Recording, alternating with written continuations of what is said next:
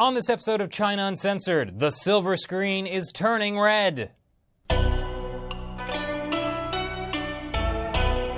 Hi, welcome to China Uncensored. I'm your host, Chris Chappell. We've talked about it before.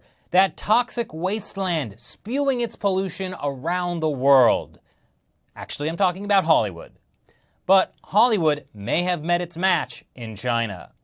By the end of next year, it's estimated that China may become the world's biggest movie box office. Yes, even bigger than the United States. Moviegoers in China will pay an estimated $8.3 billion by the end of this year. That's just a few billion away from catching up with the US. In fact, Hollywood movies are now often made with the Chinese market in mind. Because if a studio wants its next major blockbuster to take up a chunk of that multi-billion-dollar market, it will have to play by the Communist Party's rules. China only allows 34 foreign films a year. Is it about protecting China's own film industry? Partly, but it's also about censoring ideas that could, undermine social harmony. So what are Chinese censors looking for? Well, just ask party mouthpiece Xinhua. According to a draft of China's new film industry handbook, people in the film industry must have moral integrity. How do you do that?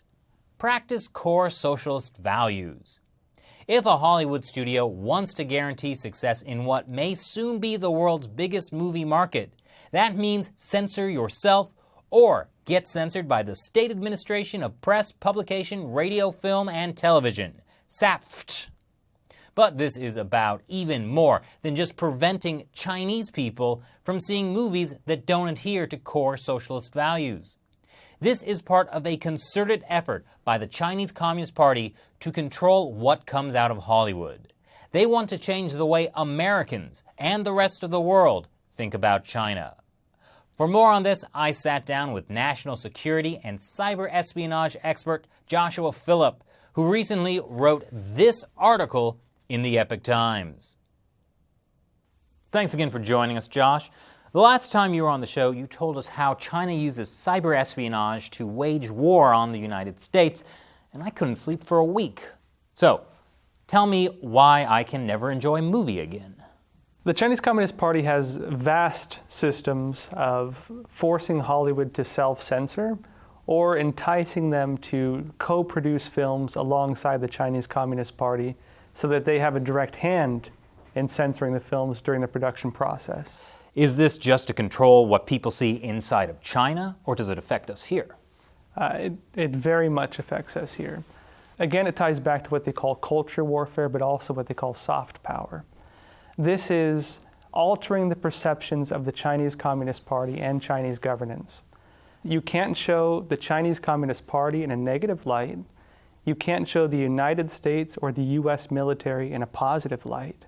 Wait, how do they make Hollywood not portray the U.S. positively?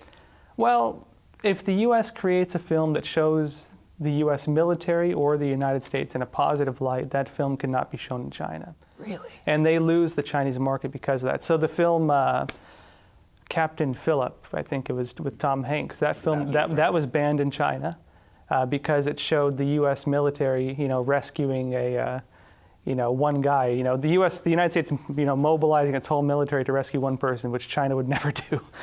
This encourages Hollywood studios to never make a film showing the U.S. government in a positive light, because then that movie won't get into the China market, which is going to be the biggest movie market in the world. So why make a movie that won't make a lot of money? Well, and that's the idea. Why would, from the very get-go, they need to think, would we be willing to sacrifice, doubling our income potentially, or just remove this scene that shows America in a positive light, or just change the script around a little bit so it doesn't show America positively or it doesn't show China negatively.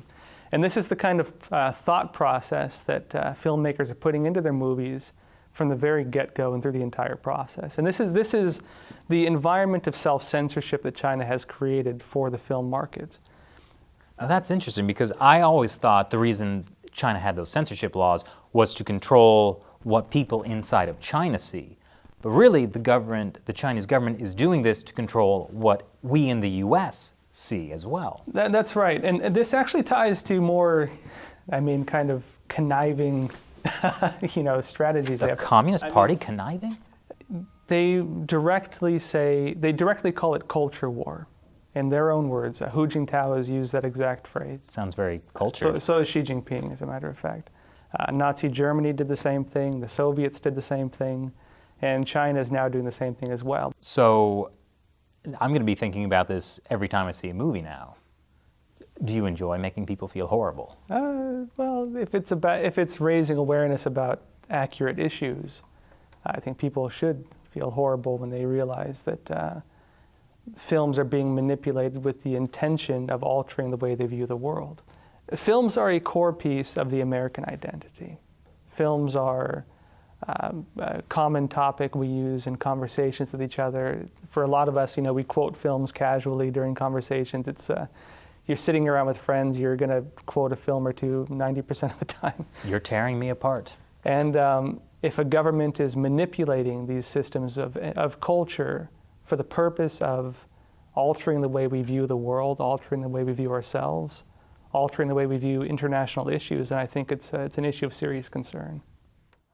Well, thank you very much for joining us again today. Josh, what do you think? And if you'd like some more specific examples of how China influences Hollywood, check out my previous episode, 5 Hollywood Films Infiltrated by China. Want to read Josh's article? Link is in the description below. Once again, I'm Chris Chappell. See you next time. 5 Hollywood movies infiltrated by China.